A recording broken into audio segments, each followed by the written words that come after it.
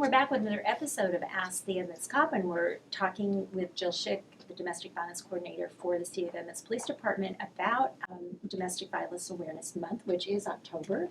And a follow-up question to a discussion we had earlier that I think many of us, a lot of people wonder when they hear about somebody being in a domestic violence situation, they don't understand why the victim won't leave the situation or why they go back to the situation when physical or emotional violence is involved. Can you talk about that for us and help us understand? Sure. I think it's very easy when you're not the one experiencing the domestic violence to be judgmental or to be questioning, well, why don't you just get out? Why don't you leave the situation? Particularly if children are involved. Why are you staying?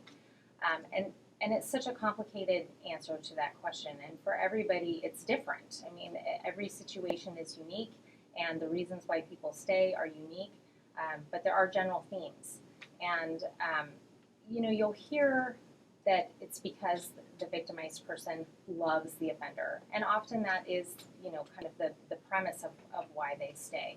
But so often I am encountering people even beyond, okay, they may not even have true feelings of love for this person anymore, but there are so many other ways that they are tied into this relationship.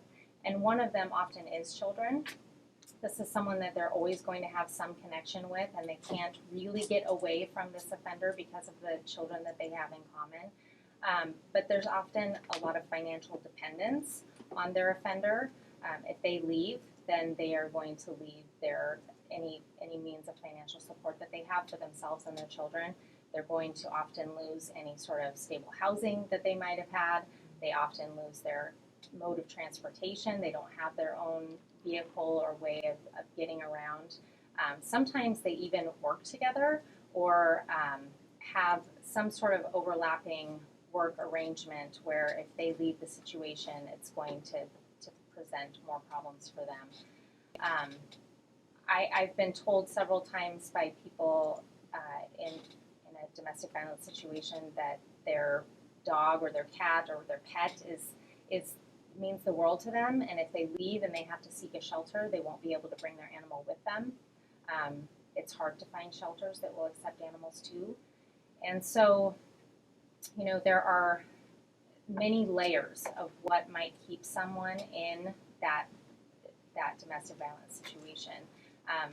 Oftentimes, I'm told that it is better for this victim to keep their offender closer to them so that they can predict the behavior. If they don't know where the offender is and they don't have that constant contact with the offender, then they feel like they're in greater danger because they're not able to read the signs of maybe an impending attack or just kind of their growing restlessness with not having that constant contact with the victim. Right. Well, those are all really good things to keep in mind, and I guess the answer is really it's complicated. It is very complicated. A lot of different factors that go into that. Okay.